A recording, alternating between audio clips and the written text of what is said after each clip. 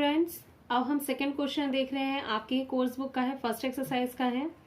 If angle A and angle B are acute angles such that cos A equals to cos B, show that angle A equals to angle B।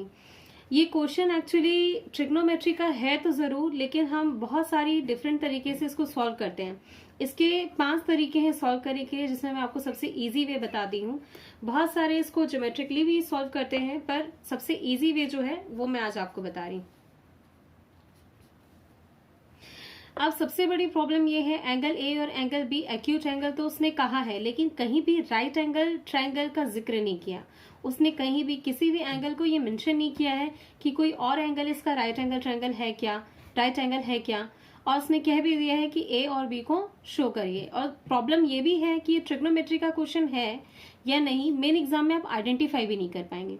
इसलिए इसका solution कुछ इस तरीके से होगा। मैं एक ट्रायंगल बना रही हूँ, मुझे उसने नहीं कहा है कि ये राइट एंगल ट्रायंगल है, इसलिए मैं ऐसे ले ही नहीं सकती कि ये राइट एंगल है।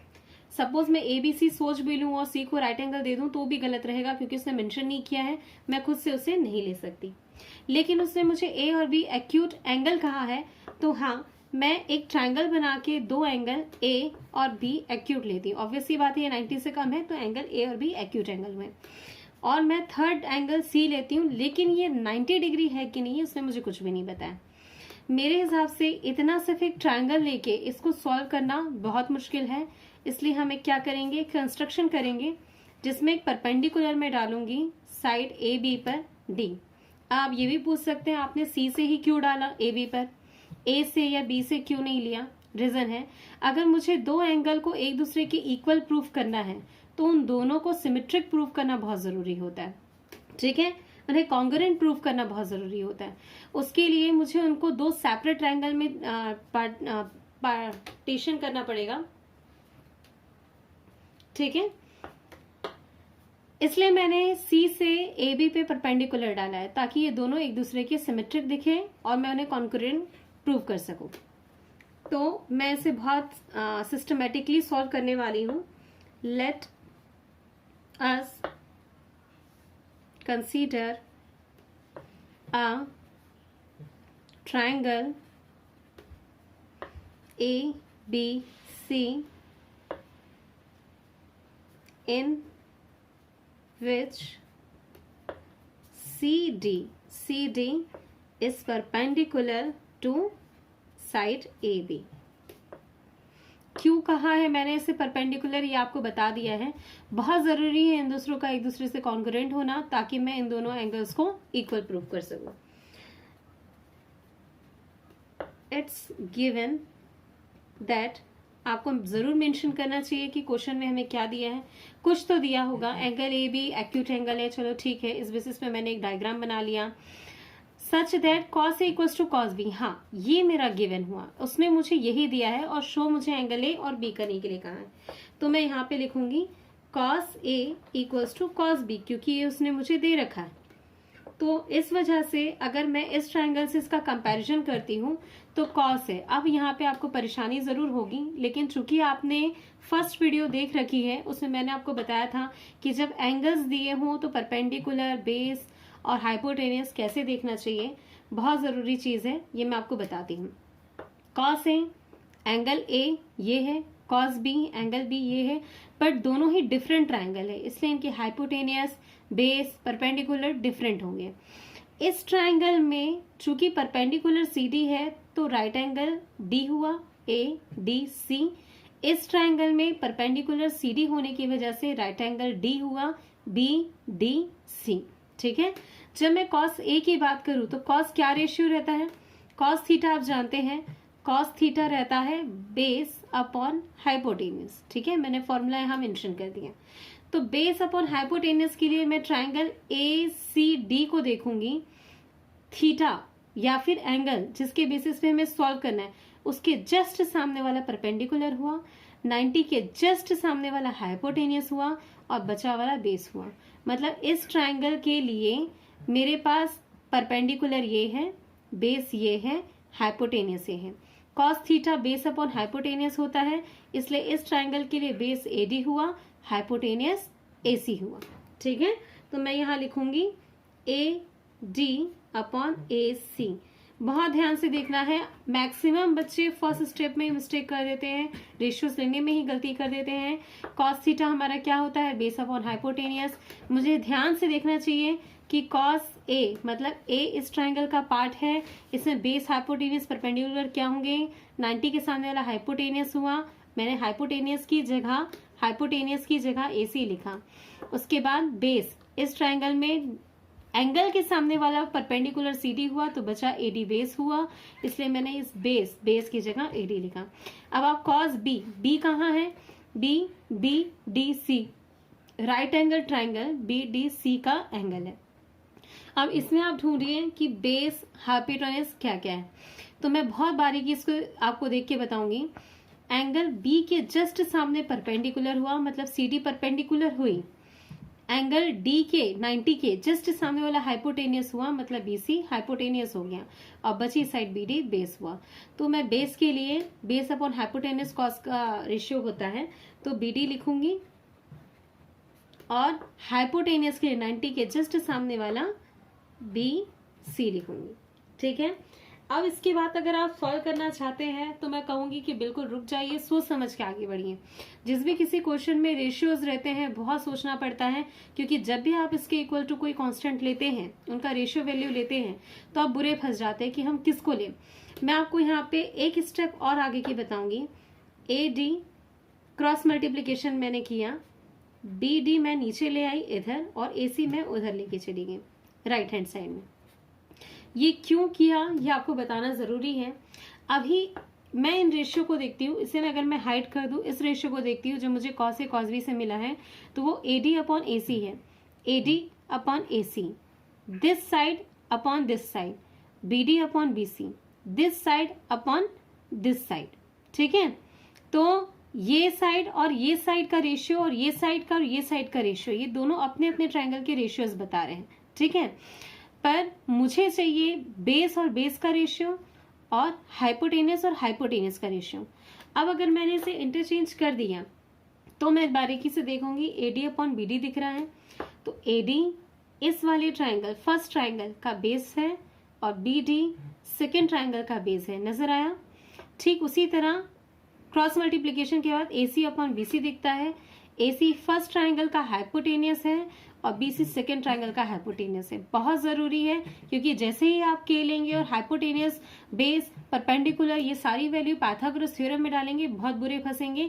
इसलिए कोशिश करिए कि साइड का रेशियो साइड से ही हो, बिल्कुल वही जो एक दूसरे से रिलेट कर रही है, base base hypotenuse hypotenuse perpendicular perpendicular, इससे कभी आपको प्रॉब्लम नहीं रहेगी। ठीक है, तो मैं यहाँ पे लिख देती हूँ let A D upon B D equals to A C upon B C equals to K. ठीक है, मैंने इस रेशियो को के दे दिया है, इस वजह से मुझे क्या मिल गया, अगर मैं दिस इक्वल्स टू के लेती हूं तो मुझे ए डी इक्वल्स टू के इंटू बी डी मिलता है, और अगर मैं दिस इक्वल्स टू के लेती हूं तो मुझे ए सी इक्वल्स टू के इंटू बी सी मिलता है। ये कैसे हुआ आप जानते ही होंगे, मैं इसे हाइड कर देती हूँ। ए डी इक्वल्स टू, अगर A D upon B D equals to K है, अगर मैं बी डी को वहां क्रॉस मल्टीप्लाई करूं तो बी डी जाके के से मल्टीप्लाई हो जाएगा, के इंटू बी डी, और ये ए डी की वैल्यू मिल जाएगी। अगर मैं इसे हाइड कर देती हूँ, बी सी जाके उससे मल्टीप्लाई होता है तो के इंटू बी सी मिलेगा जो कि ए सी की वैल्यू होगी। ठीक है, अब हम आगे बढ़ते हैं। By using Pythagoras theorem in triangle ADC। ये भी एक पैटर्न है स्टूडेंट्स, इसको ध्यान रखना चाहिए। कई बच्चे क्या करते हैं ACB ACD इस टाइप से लिख देते हैं, वो ध्यान नहीं देते हैं कि पाइथागोरस थ्योरम हम राइट एंगल ट्राइंगल में ही लगाते हैं, और उसके लिए जो बीच वाला एंगल है वो 90 होना चाहिए। हम अगर DAC लिख दिए तो देखा जाए तो ये टेक्निकली गलत नहीं है, पर उतना सही भी नहीं है। अगर कोई एक्सपीरियंस टीचर आपकी कॉपी चेकिंग कर रहा है एग्जाम में, तो वो उस पर आपके 1 मार्क 2 मार्क लेस कर सकते हैं, ठीक है। अब अगर मैं पाइथागोरस थ्योरम इस ट्रायंगल में यूज करती हूँ ADC में, तो ये हाइपोटेनियस है, ये परपेंडिकुलर है, ये बेस है।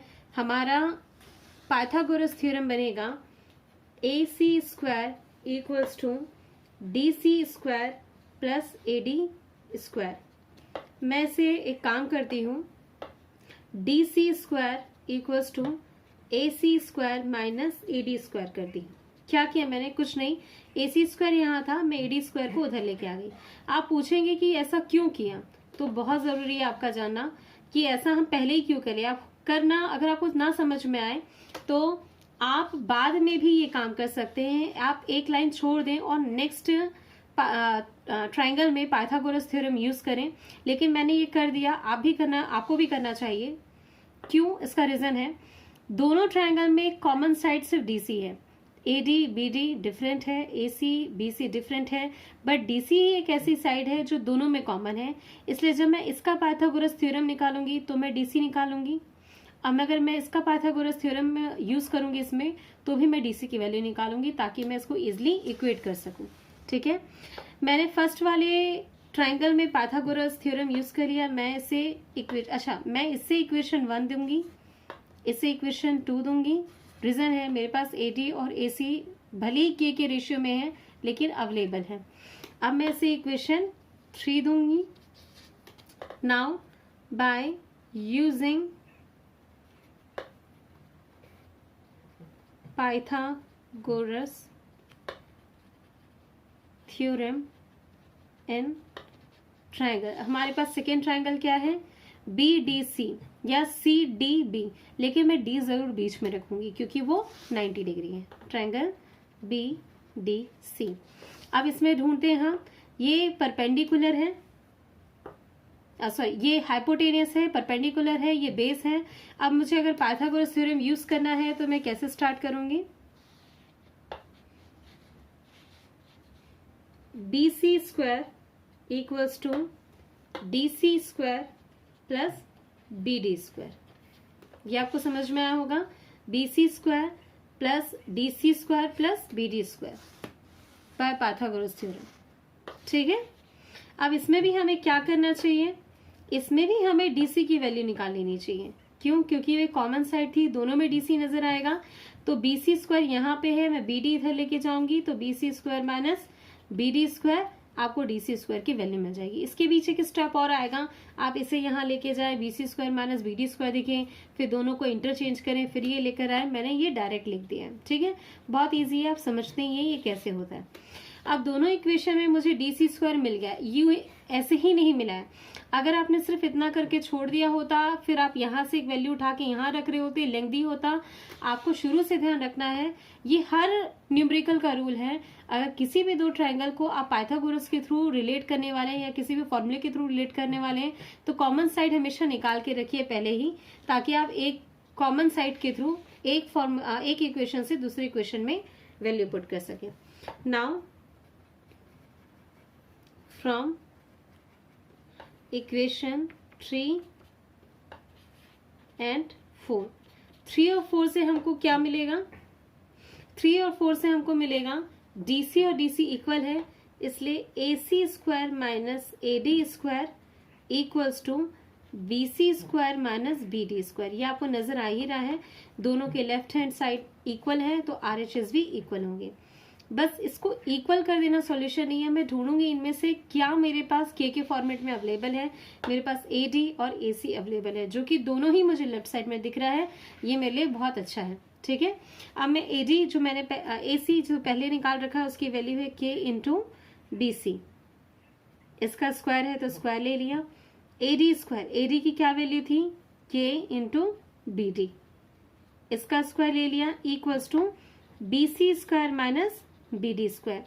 आप ये देख रहे होंगे, यहाँ मैंने इक्वल लाइन से लिखा है, यहाँ इक्वल लाइन से लिखा है। अब चूंकि मुझे यहाँ पे लेंथी इक्वेशन मिल गया तो ये इक्वल यहाँ गया, कोई बात नहीं है। अब इसके बाद आप जो सॉल्यूशन करेंगे इसको बेसिक मान के करिएगा। आगे अगर हम करते हैं तो स्क्वायर ओपन करने से K स्क्वायर आएगा, BC स्क्वायर होगा, K square into BD square equals to BC square minus BD square. K में कॉमन निकाल लेती हूँ तो K स्क्वायर कॉमन आ गया, BC square minus BD square equals to BC square minus BD square. अब बच्चों की हैबिट क्या रहती है, बचपन से ये आपको हैबिट में रहती है, सॉरी जब आप मैथ्स पढ़ना स्टार्ट करें तब से, कोई कॉमन चीज देखी उसे कैंसिल कर दिया। पर बोर्ड एग्जाम में आप कोशिश करें कि ऐसा ना करें, धीरे धीरे आप 10th के पूरे सेशन में ये हैबिट हटा दें। आप ये जो कैंसिल ये इस तरीके से क्रॉस करके आगे बढ़ जाते हैं, ये क्रॉस करना बंद कर दें। टीचर इतना अंडरस्टैंड कर सकता है कि आपने यहाँ और यहाँ पे जो चीज लिखी है वो कैंसिल हुई है, देयरफॉर अगर आपकी जो वैल्यू कैंसिलेशन के बाद मिल रही है वो 1 आ रही है।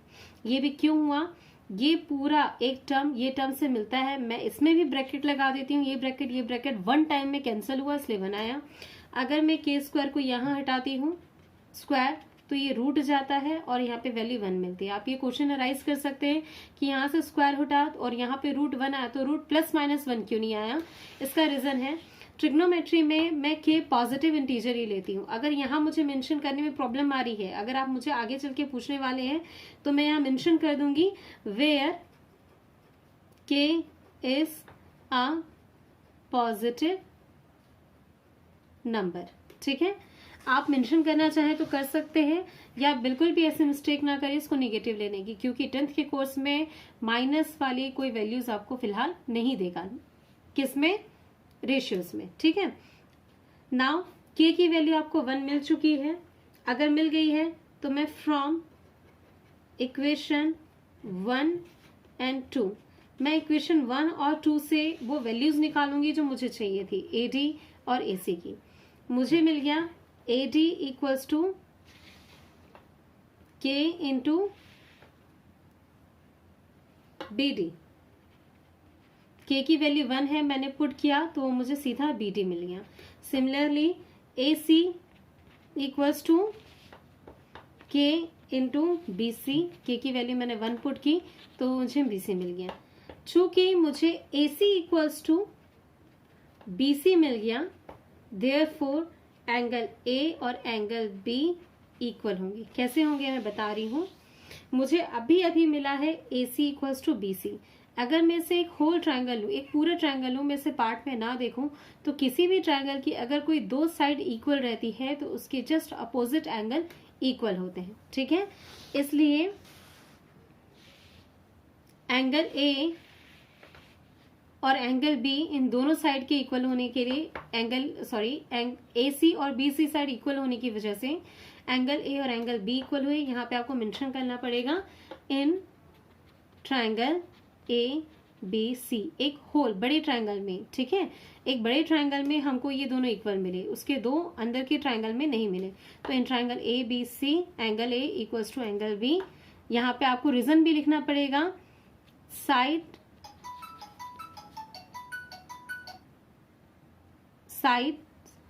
Of triangle ABC, 2 sides. ठीक है, 2 sides of triangle ABC are equal, therefore angle A equals to angle B। यहाँ पे आप ये लिख के इसे प्रूव कर सकते हैं। ठीक है, यहाँ पे आप लास्ट में प्रूव लिख सकते हैं। Thank you very much.